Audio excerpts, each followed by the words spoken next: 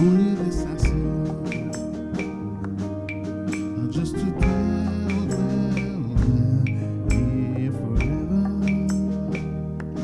This will be my posture, laying at your feet, just to dwell here forever. Dearest Father, closest friend, most beautiful,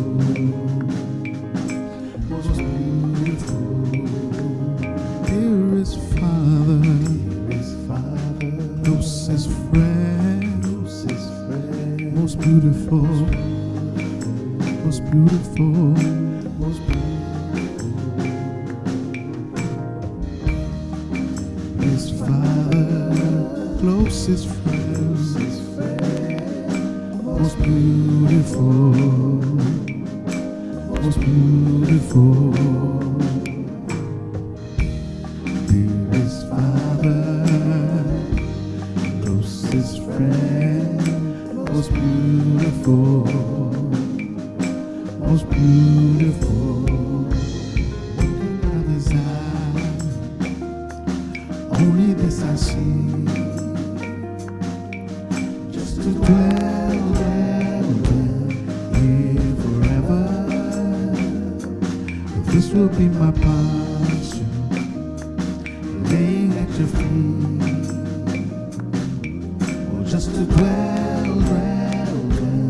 here forever. Dearest Father, closest friend, most beautiful, dearest Father, closest friend, most beautiful,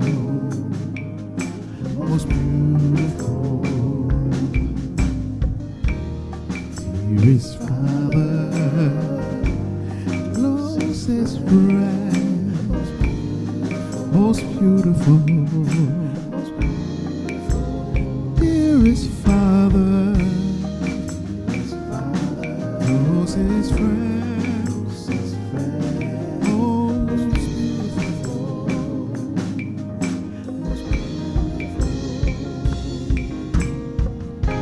no words, there's nothing left, all of the seas to you. Oh, sing on. Oh, everybody sing. There are no words. There are no words. There's nothing left. There's nothing left. All of the seas to you. Oh, there are no words.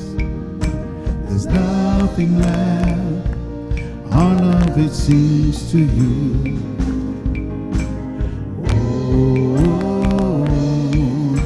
There are no words, there's nothing left, all of it seems to you.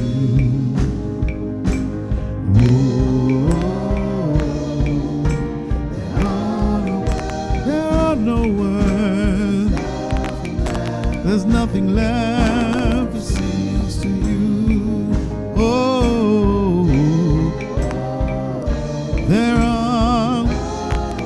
there's nothing left. All of it seems to you. Whoa.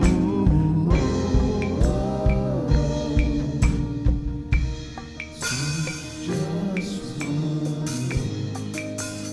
everything changes. I'm captivated. I'll never. With just one touch, sing it. With just one from Jehovah. He can change it. He's mesmerized me. With just one touch, everything will change. Problems go away. I'll never be the same. Just one, just one. Let him touch you right now. Lift your hands right now. Let him captivate you now. Just one touch, everything changes. I'll never be the same. We just one touch, everything changes. I'll never be the same. Just one touch, everything changes. I'm captivated. I'll never be the same. So in love. Everybody sing. I'm so in love with you. You're beautiful. So beautiful. Fix my eyes. I fix my eyes on you. You're beautiful. You're beautiful. I'm so in love.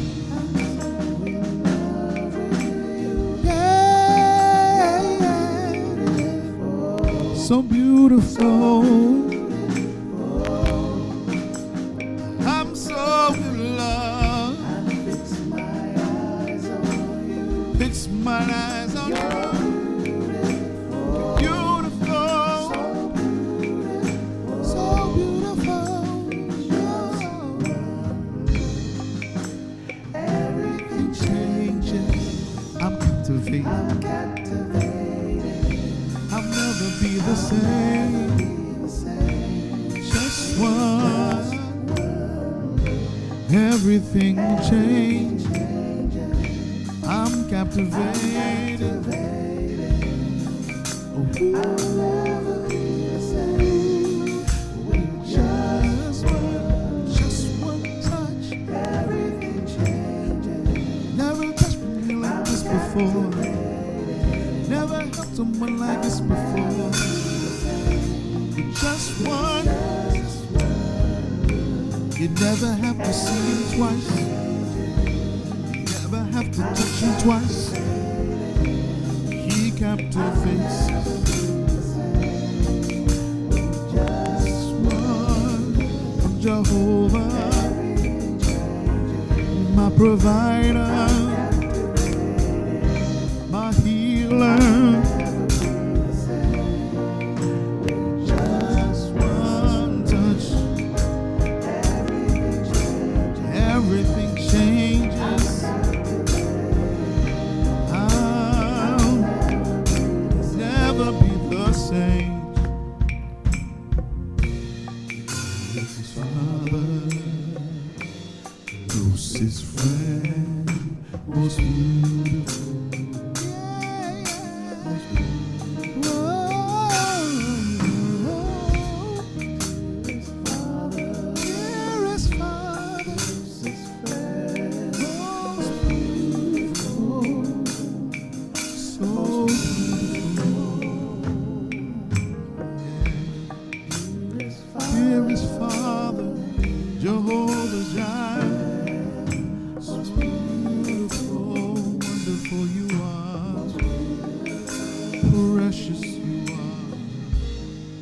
Heavenly Father, we come before you right now,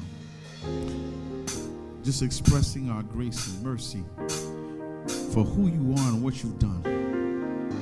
And we ask you that in this rooted service, you would touch anyone that need healing, because you are the dearest Father. And every single person that needs a breakthrough, that you would provide them a breakthrough right now. And that's why our love sings to you right now. Please accept the praise from our heart. In Jesus' name we pray. Amen. Welcome to Rooted. As we just sang before, with just one look, everything changes. Rooted has been growing for a few months now, and we've been talking primarily about relationships. We're going to shift focus very soon. And the last couple of installments I will do. But before we do that, I just want to remind you that you can support this program through 5 different ways of giving. And the first way I want you to learn how to give and give extensively is through CashApp, which is $GIVE to FTCC, CashApp.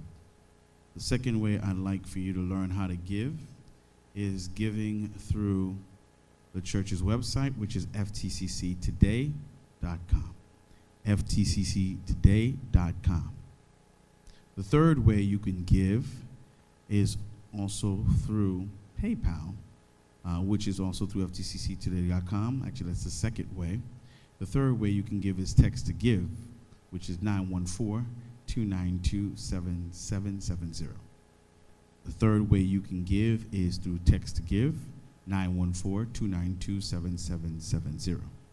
The fourth way, of course, many of you have done that, is given through Zelle, 845-709-9369, or our email address, which is 1 Timothy ftccfinance@gmail.com. ftccfinance@gmail.com. The fifth way you can give, and final way you can give, is through Gmail, which is ftccfinance@gmail.com, or Google Pay. And so these are the 5 methods that we can use to give. I'd like to speak on the topic in terms of relationships today of the victim mentality. I'd like to speak on the victim mentality. Turn your Bibles, if you will, with me on the book of 1 Kings chapter 21. 1 Kings chapter 21. Sometime later, there was an incident involving a vineyard belonging to Naboth the Jezreelite. The vineyard was in Jezreel, close to the palace of Ahab, king of Samaria. Ahab said to Naboth, "Let me have your vineyard to use for a vegetable garden, since it is close to my palace. I will give you a better vineyard, or if you prefer, I'll pay you whatever it is worth." But Naboth replied, "The Lord forbid that I should give you the inheritance of my ancestors." And so Ahab went home sullen and angry, because Naboth the Jezreelite had said, "I will not give you the inheritance of my ancestors." He lay on his bed sulking and refused to eat. His wife Jezebel came in and asked him, "Why are you so sullen? Why won't you eat?" He answered her, "Because I said to Naboth the Jezreelite, 'Sell me your vineyard, or if you prefer, I will give you another vineyard in its place.'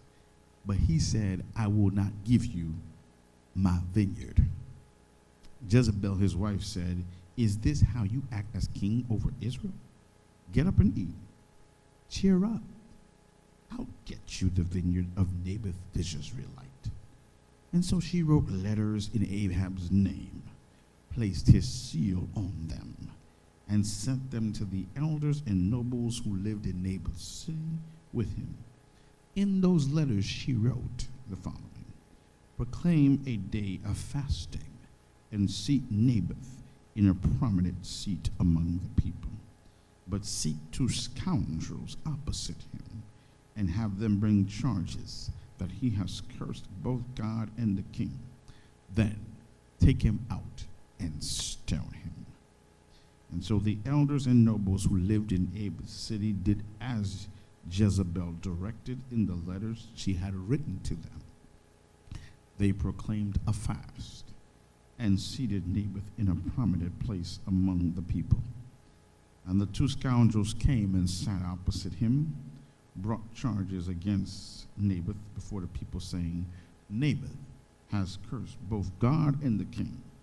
And so they took him outside the city and stoned him to death. And then they sent word to Jezebel, 'Naboth has been stoned to death.'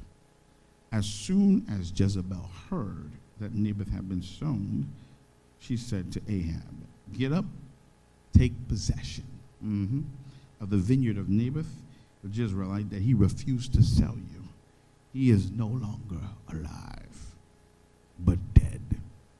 When Ahab heard that Naboth was dead, he got up and went down to take possession of Naboth's vineyard. And the word of the Lord came to Elijah the Tishbite. Go down to meet Ahab, king of Israel, who rules in Samaria. He is now in Naboth's vineyard, where he has gone to take possession of it. This is what the Lord God says. Have you not murdered a man and seized his property? And then say to him, this is what the Lord says. In the place where dogs licked up Naboth's blood, dogs will lick your blood, yes, yours. Ahab said to Elijah, so you have found me, my enemy. I have found you, he answered, because you sold yourself to do evil in the eyes of the Lord. I, says the Lord, am going to bring disaster on you. I will wipe out your descendants and cut off from Ahab every last male in Israel, slave or free. I will make your house like that of Jeroboam, son of Nebat, and that of Baasha, son of Ahijah, because you've aroused my anger and caused Israel to sin. And I also concerning Jezebel, the Lord said, dogs will devour Jezebel by the wall of Jezreel.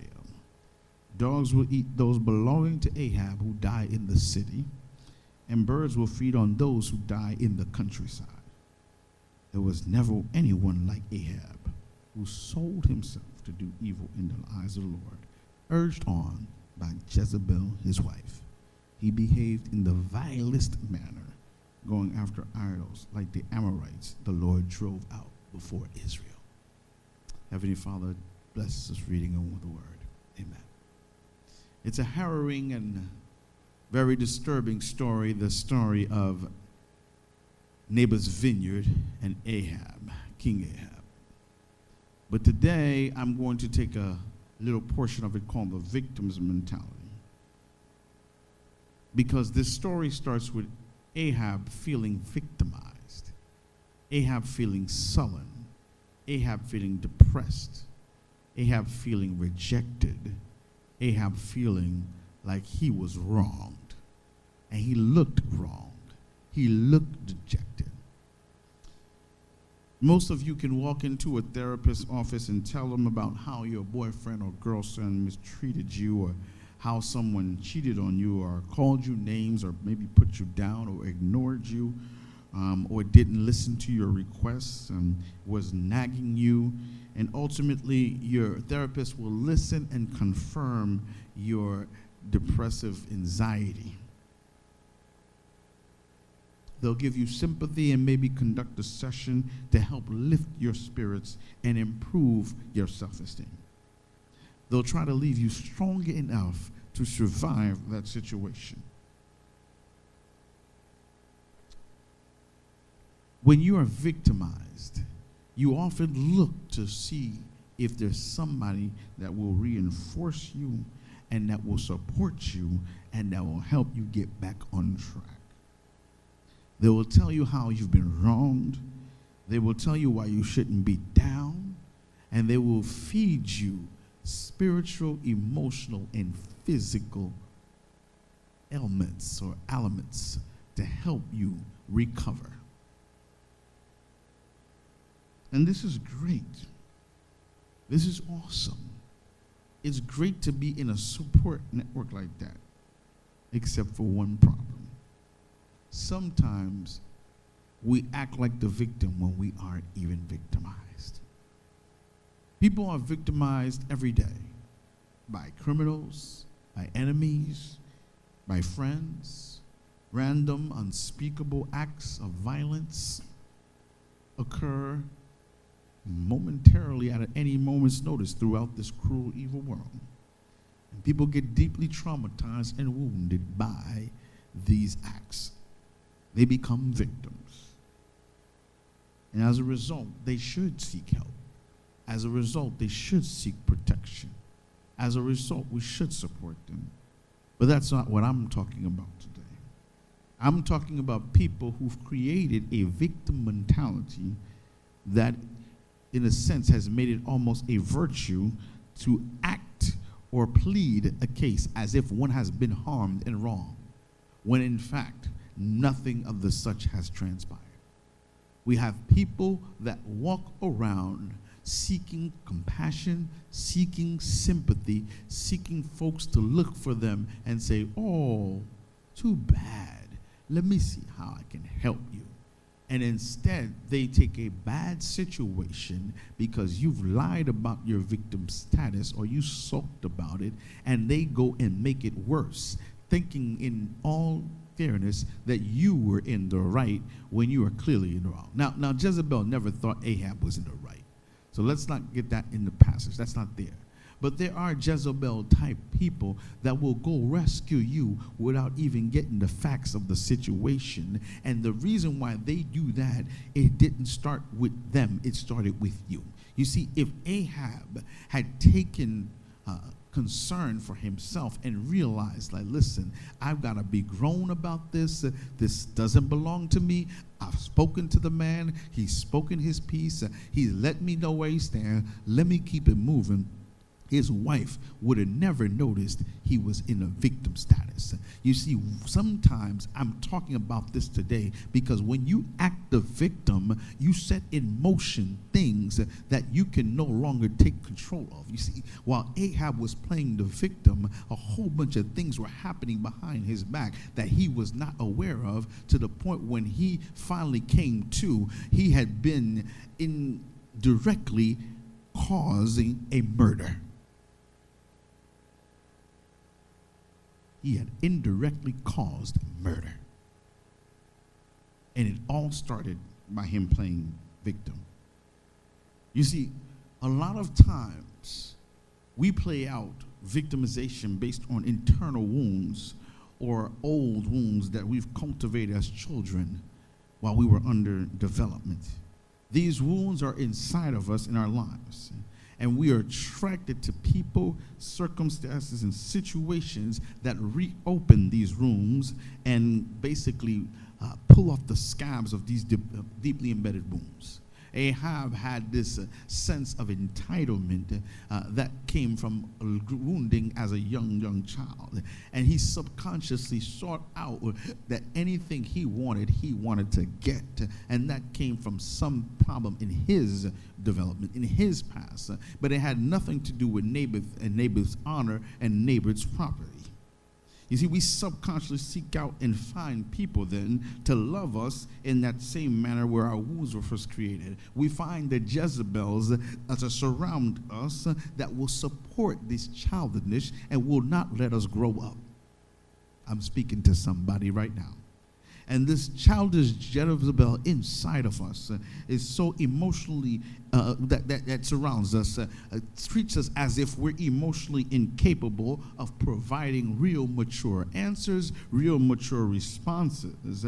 And maybe that's because we had a father that wasn't around. We had a mother that did not really connect with us. Maybe we had some sibling relationships that were seared or that were cut off. Or maybe we were hurt by someone in a relationship in the past and we have not yet fully recovered, either through depression or through rage. There's a number of issues that we have not dealt with, and instead of dealing with them, we move on into relationships for people that allow the wounds to get deeper, the people that allow the wounds to fester, and people that allow the scabs to never heal, and people that support this wounding and support this victim mentality, and they lead us on a rampage to hurt other people because we have not recovered or healed. I'm here to tell you that sometimes you have just as many issues as the people that have harmed you. And you're not a victim any more than anyone else. I'm not talking about people that have legitimately been victimized here, but I'm talking about what we call in Creole, fait semblant, act as if, petulance, walking around as if you got a wound that's ripped open and you see that everybody else is at fault. Everyone else is the narcissist. Everyone else is the sociopath. Everyone else is the victimizer. You alone have not been victimized. This simply isn't true. I'm here to tell you today that the wounds that you have not healed and licked and gone over, as you let them fester, they can create disasters that you're not even aware of because you have not grown up and gotten mature like Ahab should have, such that other people play on that, feed on that, and there are always a couple of people that you should know about in society. The reason why it's important to get rid of your victim mentality is because the world is full of Jezebels and scoundrels. I'm going to repeat that again. The world is full of Jezebels and the world is full of scoundrels. And the job of the Jezebel and the scoundrel is to prey upon the victim to create more chaos in society. Jezebel knew exactly what to do with the situation. She didn't make it better for anybody except for Ahab, and she made it worse for all others, and she used all means possible to make it worse because she was coddling of Ahab. That word coddling, what I'm talking about is she tolerated, she allowed, she did what was called appeasement. She appeased his victimization. We have parents that do appeasement with kids and make it worse. We have spouses that appease other spouses and make the relationship worse. We have neighbors that appease other neighbors and don't put the foot down and say, hey, grow up. Hey, get mature. Hey, recover. Hey, get some help. No, they make it worse and they say, oh, it's okay, child. I got this for you. I'm going to handle, I'm going to take care for you. Not letting that person grow up, take their responsibility, earn their keep, figure out how to lead, figure out how to become a governor like Ahab, figure out how to handle their own affairs. No, you want to just take it and be the Jezebel in the family. And these Jezebels, they can always point out who the scoundrels are. You see, she sent a letter to all the elders and she said, find 2 scoundrels. Let me tell you that since the time of Ahab till the time of now, there will always be 2 scoundrels to be found. You see, in the record, the reason why it's asked for 2 scoundrels, they wouldn't believe just one. But the Bible says if there were a witness of 2, then the testimony of 2 cannot be contradicted. So they found the testimony of 2 scoundrels. And I'm saying if the odds are in Israel, there are 2 scoundrels. The odds are in your life. There are 2 scoundrels always around. 2 scoundrels ready to do everything you need them to do. But I'm going to tell you today, don't worry about 2 scoundrels. Just get rid of your victim mentality and the scoundrels will be irrelevant. There's a higher level of thinking you need to get to when you're in pain. And I'm going to end with this. Neighbor was victimized because he was set up. He was given the blame to make someone else feel better about themselves. Neighbor was made to feel like, yes, he was a victim by his wife. She continued to coddle him. And I want to ask yourself this question. How many relationships have you sabotaged? How many friendships have you sabotaged because you refused to get mature? Because you always felt hurt when someone said no? Because you always felt hurt when people put boundaries? Because you always felt some type of way when people didn't let you get your way? And you're sabotaging relationships by your depressive self, by your victimization self. You need to grow up and understand that you can too get what you need to get if you do it your own way, in the right way, and don't tolerate the Jezebels that come and ruin the situation and make it worse. Number 2, understand that other people's needs have consumed neighbors who did nothing. A lot of times when we be victimized, we hurt others that did everything right. By pretending to be victimized, we victimize a true person. Go and pray. Heavenly Father, I thank you right now for this word.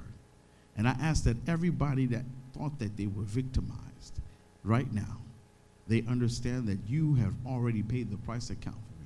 And that if they were faking the funk, if they were not really victimized, but just sulking because they didn't get what they want, give them an awakening. I pray that all the Jezebels would be cut off and divorced from them. I pray for the scoundrels to be stoned instead of the neighbors in our community, and that we would uplift the neighbors and stop giving the scoundrels a voice. Stop giving them a church voice. Stop giving them a political voice in the community. Stop giving them a voice in our family to destroy people that actually keep up their reputation, that keep up their standards, and allow those people not to be victimized, and that the Ahabs would learn and the Jezebels would dissipate, and the glory would be for your kingdom. In Jesus' name we pray. Amen. Thanks for tuning in to Rooted. You can help support this ministry by logging on to ftcctoday.com and clicking on the donate button. Please help us share and spread the gospel by subscribing to this channel and clicking on the share and like button. See you next time.